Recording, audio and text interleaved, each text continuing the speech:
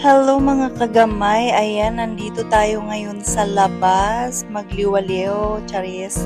Meron kaming pinupuntahan, tapos ayan tamang-tama naman kasi gabi na kami umalis ng bahay. Ay nag-ikot-ikot na rin kami dito sa Sukwakif.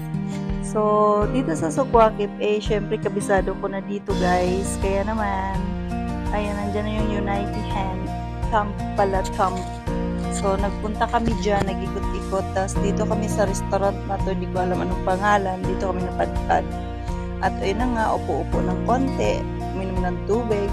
Tapos, umorder na rin kami ng pagkain kasi dinner time na. Masarap yung pagkain nila. So, syempre, yung in-order ko, naayon sa yung panglasa. Ayan.